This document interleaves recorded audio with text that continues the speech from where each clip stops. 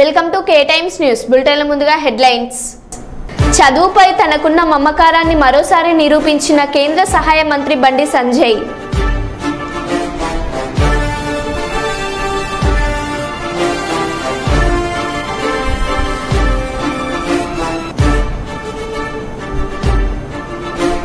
నెల్లిమెర్ల ఘటనలో వైసీపీ ఆడిన డ్రామా బట్టబయలు చేసిన గ్రామస్తులు.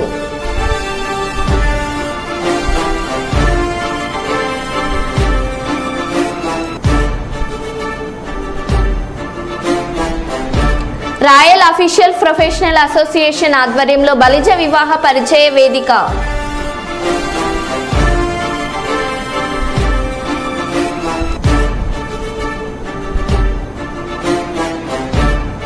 సమస్యాత్మక ప్రాంతాల్లో కాటన్ సెర్చ్ ఆపరేషన్.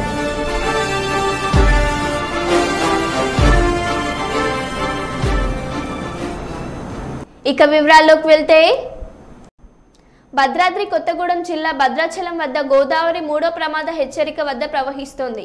గోదావరి నీటి మట్టం 53 అడుగులు దాటి ప్రవహించడంతో అధికారులు 3వ చివరి ప్రమాద హెచ్చరికను జారీ చేశారు.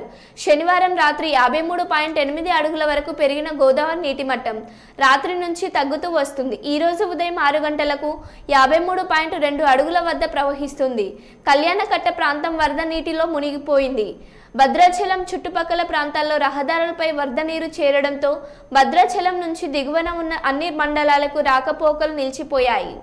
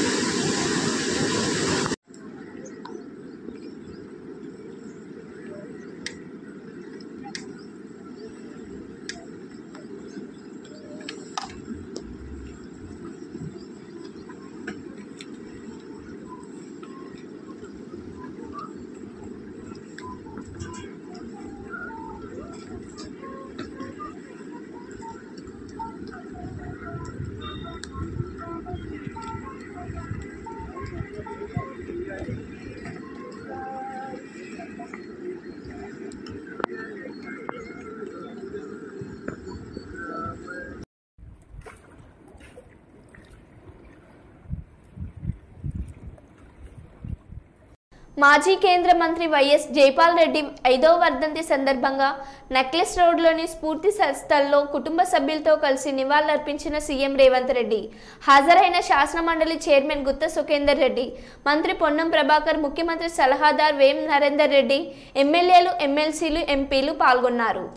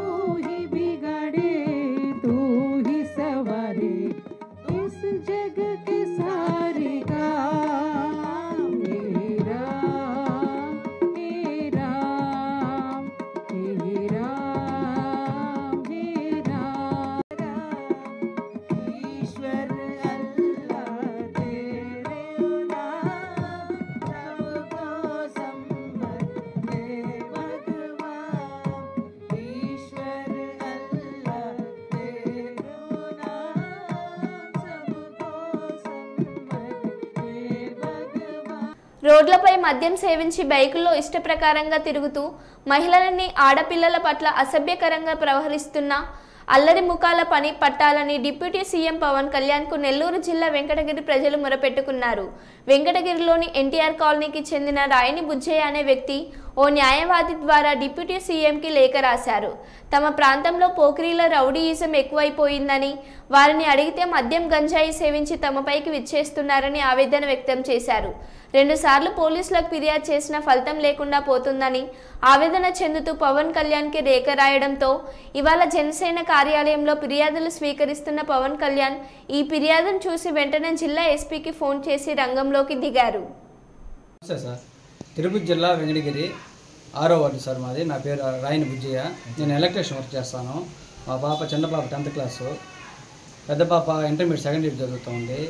ఆ పిల్లలు సండే కానీ హాలిడేస్లో కానీ ఇంటి దగ్గర ఆడుకుంటా ఉన్నా కానీ, ట్యూషన్కి వెళ్తా ఉన్నా, స్కూల్కి వెళ్తా ఉన్నా కూడా, కాలేజీలకు వెళ్తా ఉన్నా కూడా ఇక్కడ కొంతమంది మగపిల్లల వల్ల చాలా డిస్టర్బెన్స్గా ఉంది. వాళ్ళని అల్లరిగా మాట్లాడటము, టీచ్ చేయడము, బస్సులో వెళ్తుంటే బస్సులు వెంబడించడము, రకరకాల మాట్లాడటము.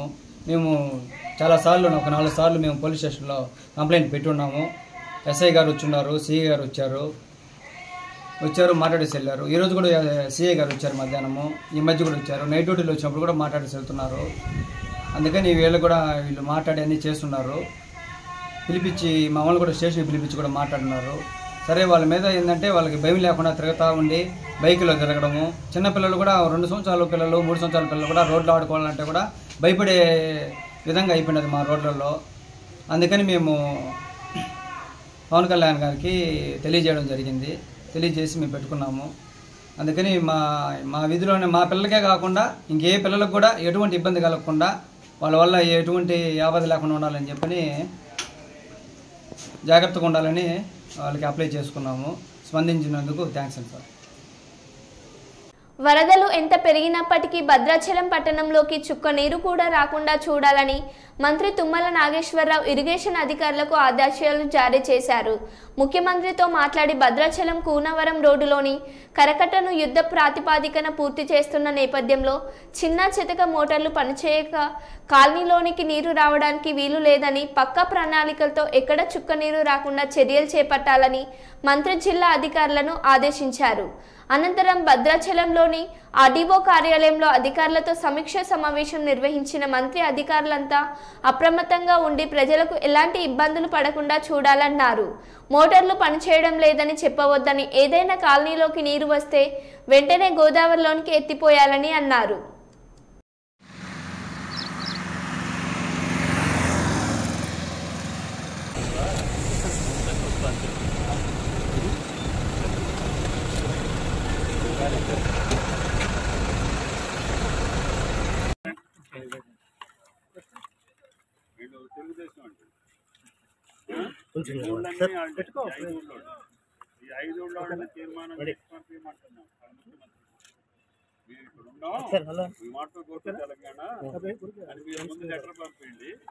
తర్వాత నేను ఆ ముఖ్యమంత్రితో మాట్లాడతాను.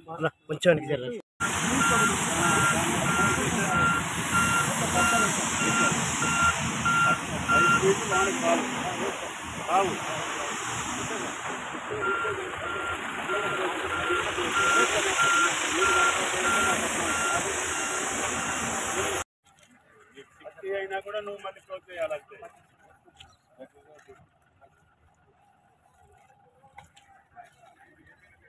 పోయినసారి ఏమైందంటే మొత్తం ఊళ్ళోకి వచ్చేసి ఈ కరకట్ట యొక్క ఉపయోగం ఉండదు. మనం అంతా పోసిన తర్వాత ఇక్కడ ఒక చోట వింటున్నా మీరు అక్కడ అవసరమైతే ఇంకో మాటలు పెట్టుకోండి. ఏ కాలనీలోకి వచ్చినా ఆడకు కూడా ఇబ్బంది కాకుండా ఉండాలని భద్రాచలంలోకి వాటర్ లేదు ఈ సంవత్సరం అనేది అది టార్గెట్ చేసి ప్రజలకు ఇబ్బంది కలగకుండా చూశారు. ఈ రోజు నుంచి కాదు, కలెక్టర్ గారు జాయిన్ అయిన రోజు నుంచి పాపం ఆయన అదే పని చేస్తున్నారు.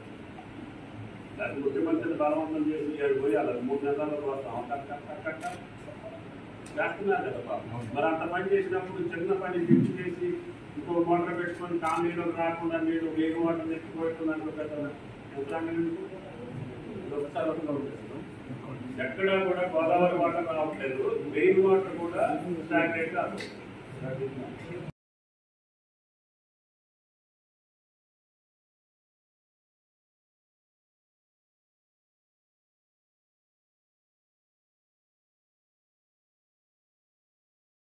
ఉండాలి, ఎప్పుడు ఏదైనా జరగవచ్చు. ఈ అరేంజ్మెంట్స్ని కంటిన్యూగా మనం ఎప్పుడు కూడా టచ్లో పెట్టుకొని డిపార్ట్మెంట్ అన్నింటినీ కూడా ఎప్పటికప్పుడు అలర్ట్గా పెట్టుకొని ఉండాలి. ఒకవేళ అర్ధరాత్రి జరిగినా కూడా దాన్ని ఎదుర్కొనేటట్టుగా అధికార యంత్రాంగం సిద్ధంగా ఉండాలి. మీకు ఏది అవసరం వచ్చినా డిపార్ట్మెంట్ వైజ్గా ఏ సంఘటన జరిగినా కలెక్టర్ గారికి ఇన్ఫర్మేషన్ ఉండాలి. దయచేసి ఆయన గారి దగ్గర నుంచి సాయం కావాలంటే మీరు ఎమ్మటి అడగాలి. ఆయన గారు ఏదన్నా అవసరం అయితే ప్రభుత్వాన్ని అడిగైనా సరే చేయించే బాధ్యత మాది.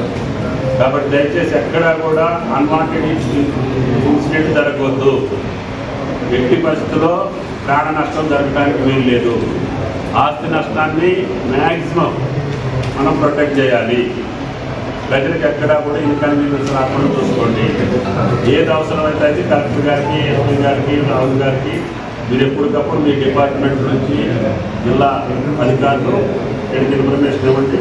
ఏదంటే అది ప్రభుత్వ పరంగా అన్ని సిద్ధంగా పెట్టుకున్నాం, ఏదంటే చేద్దాం. Thank you. మైబాద్లో గంజాయి గుడుంబ నియంత్రణపై కఠిన చర్యలు తీసుకోవాలి. శాసన మండలిలో ఎమ్మెల్సీ తక్కెలపల్లి రవీందర్ రావు. చేసుకోండి. టి రవీంద్రరావు గారు. అధ్యక్ష, మా మహబూబాబాద్ జిల్లాలో ప్రధానంగా గాంజా అనేది విపరీతంగా ఉన్నది సార్. అటు ఉమ్మడి ఖమ్మం జిల్లా ఛత్తీస్గఢ్కు బార్డర్గా ఉండడం, అటవీ ప్రాంతం, కొండ కోనలు, తర్వాత రైల్వే ఫెసిలిటీ ఉండడం వల్ల విపరీతంగా ఎక్స్పోర్ట్ కూడా మహబూబాబాద్ కేంద్రంగా జరుగుతున్నది. ఈ మధ్యకాలంలో ఎక్కడ వెతికినా కూడా విపరీతంగా ఈ గాంజా అనేది పట్టుబడుతుంది. కానీ తక్కువ స్థాయిలో స్కూళ్ళలో చూసినా, కళాశాలలు చూసినా, ఏ కుటుంబాలు చూసినా విపరీతమైన ఆవేదన మహబూబాబాద్ జిల్లాలో ఉంది. దయచేసి ప్రభుత్వం తగిన చర్య చేపట్టాలి. గుడుంబా కూడా విపరీతంగా పెరుగుతుంది, నల్లబెల్లం కూడా. కాబట్టి అక్కడ అరాచకవాదం కానీ, నేరాల పరిస్థితి కానీ, ఇతరత్ర అసాంఘిక కార్యక్రమాలకి వేదికగా తయారైతుంది. ప్రభుత్వం దీన్ని తీవ్రంగా పరిగణించాల్సిందిగా తమరి ద్వారా విజ్ఞప్తి చేస్తున్నాం. Honourable minister. ఆసిఫాబాద్ జిల్లా కాగజ్నగర్ మండలం ఇస్కాం విలేజ్ నెంబర్ 4 బసంత్ నగర్లోని అతి పురాతనమైన కాళీమాత మందిరంలో గల కాళీమాత విగ్రహాన్ని గుర్తు తెలియని దుండగులు ఉద్దేశపూర్వకంగా ధ్వంసం చేశారని ఆరోపిస్తూ ఈరోజు ఇస్కాం పోలీస్ స్టేషన్లో ఫిర్యాదు చేసిన బజరంగ్ దళ్ రామ్నగర్కు చెందిన రతన్ మండల్ గత 5 సంవత్సరాలుగా రామ్నగర్ వైకుంఠధామం సమీపంలో గల కాళీమాత మందిరంకు వెళ్లి పూజలు చేస్తూ ఉండేవాడు. ఇదే క్రమంలో ఈరోజు ఉదయం గుడి ప్రాంగణంకు వెళ్లి చూడగా అక్కడ కాళీమాత విగ్రహం ధ్వంసం చేసినట్టు గమనించి వెంటనే గ్రామ పెద్దలకు సమాచారం అందించారు. జై శ్రీరామ్. నేడు ఈజ్గావ్ 4 నంబర్లో ఎన్నో సంవత్సరాల నుండి ఇక్కడ ఉన్నటువంటి కాళీ మందిర్కి మరి తరచూ పూజలు నిర్వహించడం జరుగుతుంది. బాధాకరమైన విషయం ఏంటంటే ఇక్కడ వేరే బయటి ప్రాంతం నుండి వచ్చి తరచుగా బయటి ప్రాంతం నుండి వచ్చి ఈ మందిరం చుట్టూ మత్తు పదార్థాలు తీసుకొని ఎన్నోసార్ల డిపార్ట్మెంట్ కూడా తెలియజేయడం జరిగింది. ఎన్నోసార్లు వాళ్ళు వచ్చి పట్టుకోవడం కూడా జరిగింది. కానీ ఈ మత్తు పదార్థం తీసుకొని బయటి ప్రాంతం నుంచి వచ్చిన వాళ్ళు ఆ మత్తు పదార్థం తీసుకొని మరి ఈ యొక్క మందిరంలోని కాళీమాత దేవిని అంటే దాడి చేయడం జరిగింది. ఆ దాడి ఆ విజువల్స్ చూస్తే మాత్రము వాళ్ళు కావాలని ఈ యొక్క కాళీమాత మందిరంలో ఆ దేవిపై కావాలని ఈ హింసకు పాల్పడ్డట్టు కనిపిస్తున్నాయి. ఇక్కడ చూస్తే ఈ చుట్టుపక్కల ప్రాంతంలో కూడా మొత్తము మత్తు పదార్థాలకు సంబంధించినటువంటి యూజ్ చేసినటువంటి బాటిల్స్ అవన్నీ కూడా మనకు కనిపిస్తున్నాయి. డిపార్ట్మెంట్ కూడా వచ్చి చూడడం జరిగింది. వీటన్నిటినీ కూడా బజరంగ్ దళ్ చూస్తూ ఊరుకోదు. మరి హిందువుల మనోభావాలు దెబ్బతీసే విధంగా ఈ కార్యకలాపాలు చేసే వారిని తప్పకుండా డిపార్ట్మెంట్ గుర్తించి వాళ్ళని గతంలో కాజ్నగర్లో కూడా జరిగినట్టు మరి అరే వాడు పిచ్చోడు సైకో అని చెప్పడం కాకుండా వాళ్ళందరినీ కూడా ప్రెస్ ముందుకు తీసుకొని వచ్చి వాళ్ళని కఠినమైన చర్యలు తీసుకోవాలి. లేకుంటే బజరంగ్ దళ్ ఇటువంటి కార్యకలాపాలను చూస్తూ ఊరుకోదు. నేడు ఈజ్గాంలో ఎంతో వేల సంఖ్యలో కాళీమాతా దేవిని పూజిస్తారు. ఈ రోజు ఇలా జరగడం అనేది చాలా బాధాకరము. ఇప్పుడు పోలీస్ డిపార్ట్మెంట్ కంప్లైంట్ కూడా ఇవ్వడం జరిగింది. మరి ఈ బెంగాలీ సోదరులందరూ కూడా ఈ యొక్క సంఘటనపై స్పందించి మనందరం కూడా ఒకటై ఎవరైతే ఈ సంఘటనకు పాల్పడిందో వాళ్ళని కఠిన చర్యలు తీసుకునేంత వరకు మనందరం కూడా ఈ దేనికైనా సిద్ధంగా ఉండాలని కోరుకుంటూ భజన. కరీంనగర్ పార్లమెంట్ నియోజకవర్గ పర్యటనలో ఉన్న కేంద్ర హోంశాఖ సహాయ మంత్రి బండి సంజయ్ కుమార్ ఈ రోజు మధ్యాహ్నం చొప్పదండి నియోజకవర్గంలోని చెర్లపల్లిలో నిర్మించిన సీసీ రోడ్ నిర్మాణాన్ని ప్రారంభించి తిరిగి వెళ్తుండగా ఆ గ్రామ శివార్లో పొలం పనుల్లో నిమగ్నమైన రైతు కూలీలు జోరు వానలోనే రోడ్డుపైన భోజనాలు చేయడాన్ని గమనించి తన వాహనాన్ని ఆపారు. వారి వద్దకు వెళ్లి సమస్యలను అడిగి తెలుసుకున్నారు. ఆ కూలీల గుంపులో మైనర్ బాలికను చూసి ఏం తల్లి పనికి వెళ్తున్నావు, చదువు ఇష్టం లేదా అని ప్రశ్నించడంతో పాటు కుటుంబ పరిస్థితిపై ఆరా తీశారు. తన పేరు బొల్ల అక్షయ్ అని 10th క్లాస్ పాస్ అయినప్పటికీ ఆర్థిక పరిస్థితి బాగోలేక కూలి పనులకు వెళ్తున్నానని బదులు ఇచ్చారు. తనకు చదువుకోవాలని ఉందని చెప్పడంతో వెంటనే అక్కడున్న పార్టీ జిల్లా అధ్యక్షులు గంగారెడ్డి కృష్ణారెడ్డి పిలిచి బాలిక వివరాలు తెలుసుకొని వెంటనే కాలేజీలో చదివించడంతో పాటు ఆసక్తి ఉంటే హాస్టల్లో చేర్పించాలని చెప్పారు. ఈ సందర్భంగా అక్షయ్ బండి సంజయ్కి థ్యాంక్స్ చెప్పారు.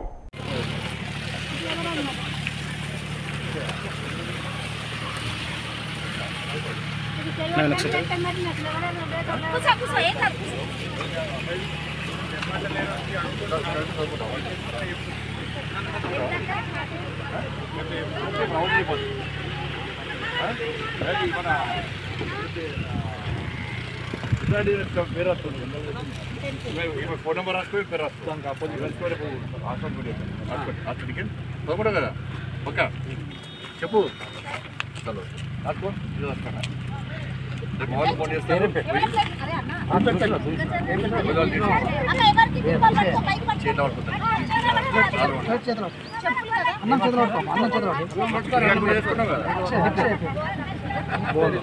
ఇప్పుడు తింటాం మళ్ళీ అసలు కదా మాట్లాడవా